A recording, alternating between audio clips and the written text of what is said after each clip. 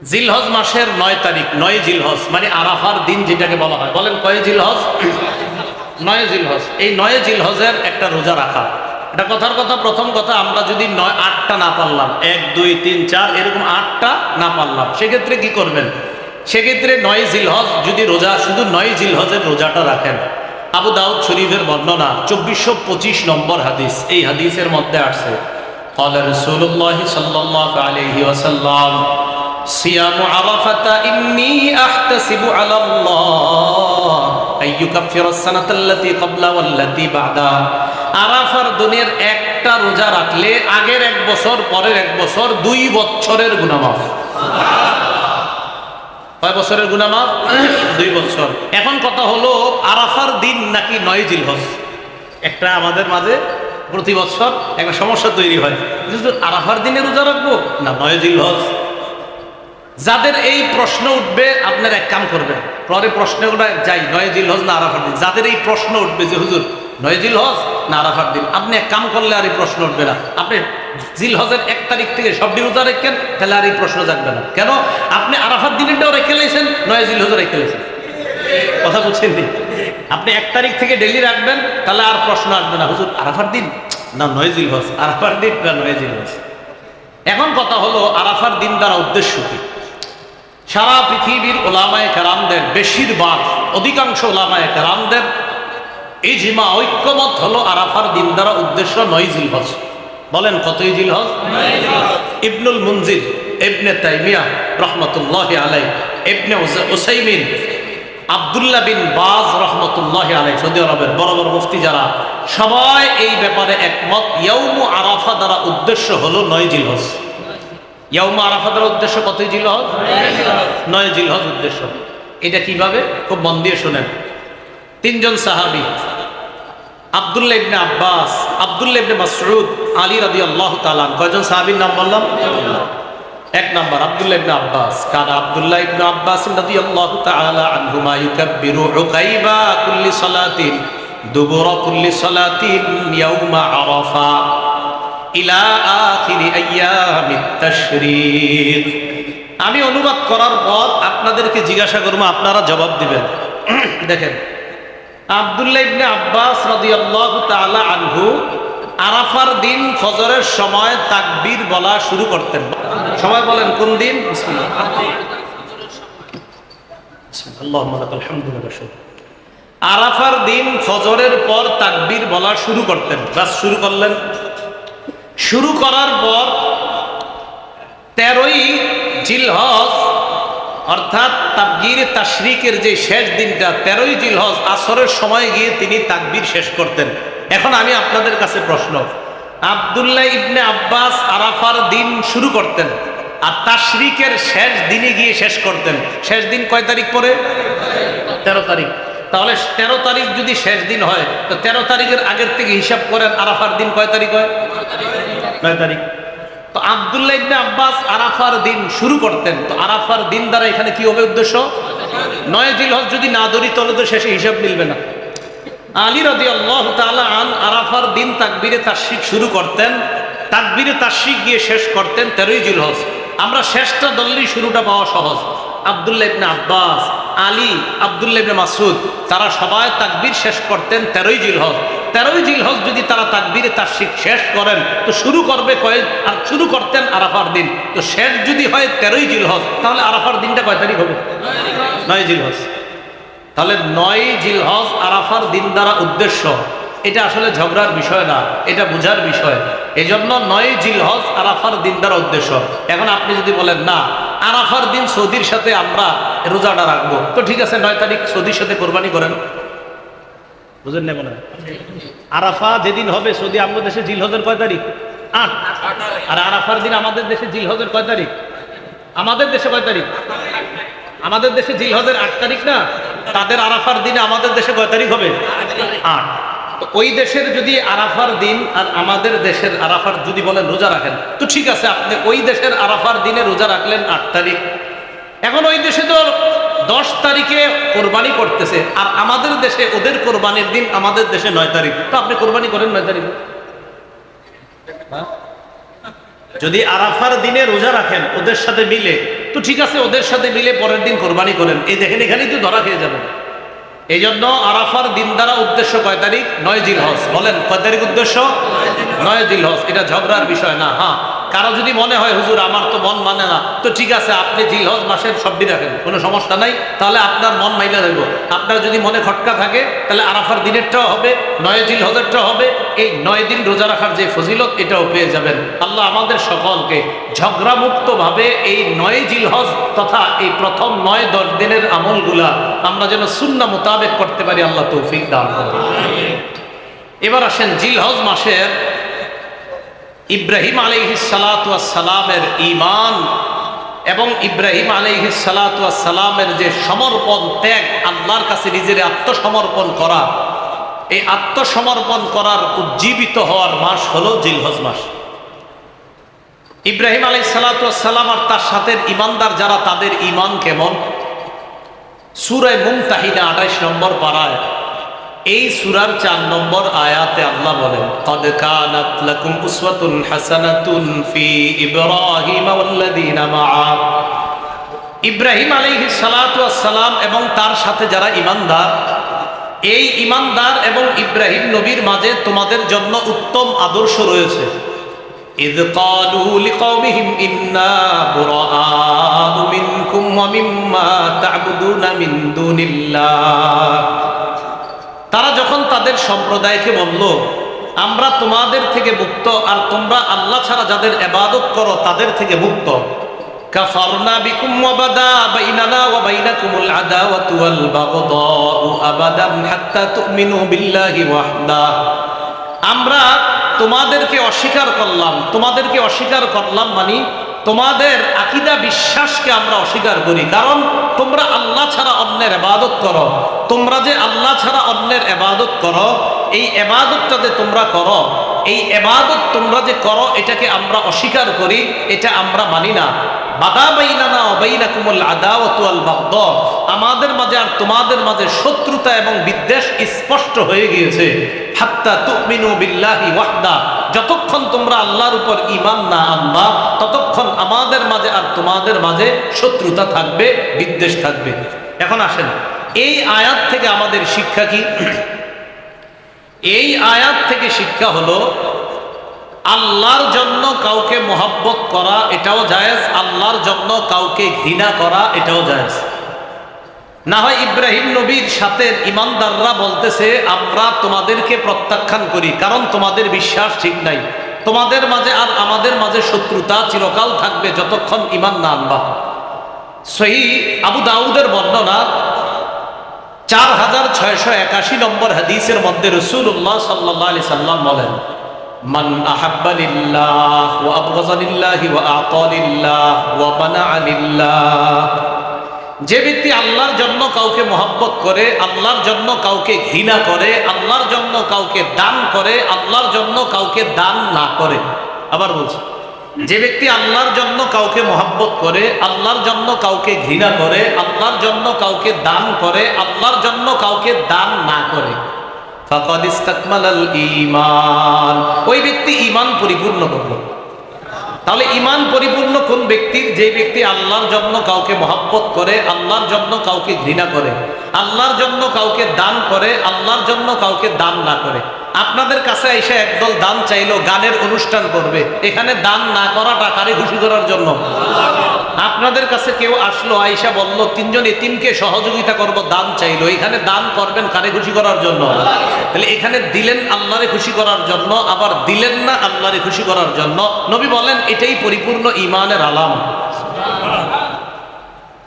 এবার আসেন ইব্রাহিম আলাইহিস সালাতু ওয়াস সালাম এই জিলহজ মাসে আল্লাহর কাছে নিজের আত্মসমর্পণ করে এমন এক দৃষ্টান্ত দুনিয়ার মধ্যে কায়েম করেছেন যে পিতা হয়ে আপন সন্তানকে জবাই করার জন্য গেছেন। সূরা আস-সাফফাত এই সূরার 102 থেকে 107 নম্বর আয়াত। এর আগে আরেকটা আয়াত আমরা জানি, সূরা বাকারার 131 নম্বর আয়াতে আল্লাহ বলেন, ইয ক্বালা লাহু রাব্বুহু আসলিম। আল্লাহ যখন ইব্রাহিম নবীকে বললেন আপনি আত্মসমর্পণ করেন, ক্বালা আসলামতু লিরাব্বিল আলামিন, আমি বিশ্বজগতের রব আল্লাহর কাছে আত্মসমর্পণ করলাম। ইব্রাহিম নবী আল্লাহর কাছে আত্মসমর্পণ করলেন। ইব্রাহিম নবী বললেন আমি রবের কাছে আত্মসমর্পণ করলাম। এখন দেখেন ইব্রাহিম নবী আত্মসমর্পণ করার একটা দৃষ্টান্ত। কি দৃষ্টান্ত? সূরা আস-সাফফাত 102 থেকে 107 নম্বর আয়াতে আল্লাহ বলেন, ফালাম্মা বালাগা মা'হুস সা'য়া, ইব্রাহিম নবী যখন তার সন্তান ইসমাইল নবীকে নিয়ে বের হলেন একদিন, তো ফালাম্মা বালাগা মা'হুস সা'য়া, ইসমাইল নবী যখন কাজ করার বয়সে পৌঁছলেন, ছোট মানুষ তো বড় হইতে হইতে কাজ করতে পারে এমন বয়সে পৌঁছছে, ইব্রাহিম নবী সন্তানরে বাহিরে নিয়ে গেছে, চলো কাজ আছে। قال يا بني إني أرى في المنام أني أذبحك فانظر ماذا ترى। ইব্রাহিম নবী সন্তানকে বললেন আমি স্বপ্নে দেখলাম আমি তোমারে জবাই করতেছি, তুমি বলো তোমার কি অভিমত, তুমি চিন্তা করে আমাকে জানাও। ফানজুর, চিন্তা করো, মাজা তারা, তোমার কি সিদ্ধান্ত। প্রশ্ন, ইব্রাহিম নবী সন্তানের কাছে কি চাইছে? সিদ্ধান্ত। বলেন কি চাইছে? এখন ইসমাইল নবী যদি বলতেন আব্বা আমারে জবাই করেন না, কি করেন না, আপনাকে বললাম ভাই আপনি কি যাবেন না যাবেন না, কয়টা অপশন আছে? আপনি যাইতেও পারেন নাও যাইতে পারেন। সন্তানরে বলতেছে আমি স্বপ্নে দেখলাম তোমারে জবাই করি, তোমার কি সিদ্ধান্ত বলো। এখন সন্তানের দুইটা অপশন, আব্বা জবাই করেন, আব্বা জবাই করেন না, এটাই তো। এখন প্রশ্ন হলো ইব্রাহিম নবী এই প্রশ্ন সন্তানরে কেন করলেন? হুকুম কার? আল্লাহ। আল্লাহর হুকুম পালন করতে গিয়ে প্রশ্ন কিসের? আবার হুকুম পালন করেন, আপনারা বুঝছেননি? আপনারা আল্লাহর হুকুম পালন করতে গিয়ে সন্তানকে প্রশ্ন করার কি দরকার? প্রশ্ন ছাড়াই তো জবাই করতে পারতেন, কারণ হুকুমটা কার? এখন মুফাসসিরিনে কেরাম সুন্দর কথা লেখছে যে ইব্রাহিম নবী সন্তান ইসমাইলকে প্রশ্ন করার উদ্দেশ্য এই না যে সন্তান যদি না বলে জবাই করবে না, আর হা বললে জবাই করবে, এটা না। হা বললেও জবাই করবে, না বললেও জবাই করবে, কারণ হুকুম তো আল্লাহ। নবী ইব্রাহিম শুধু সন্তানকে পরীক্ষা করতে চাইলেন, দেখি আল্লাহর হুকুম পালন করার ক্ষেত্রে আমার সন্তান ইসমাইলের আগ্রহটা কেমন। তাহলে না আর হা অপশনের কথা না, হা বলুক জবাই করবে, না বলুক জবাই করবে, চাইলেন আমার সন্তান দেখি কি বলে। ইসমাইল নবী জবাব দিয়ে দিলেন,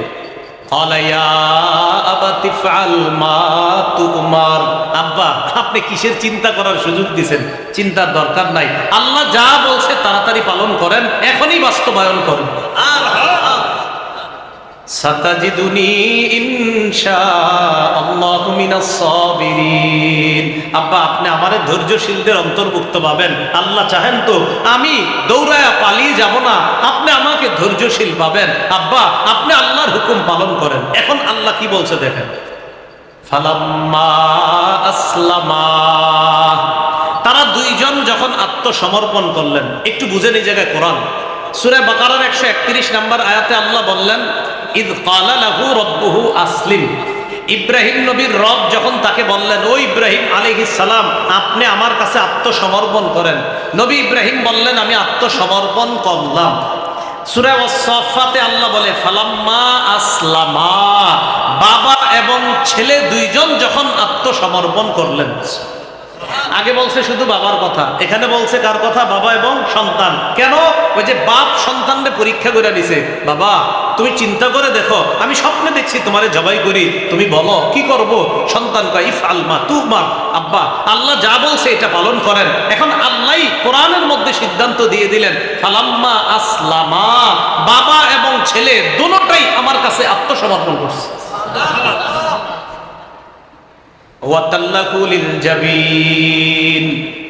এবার ছুরি চালাইছে সন্তানের গলায়।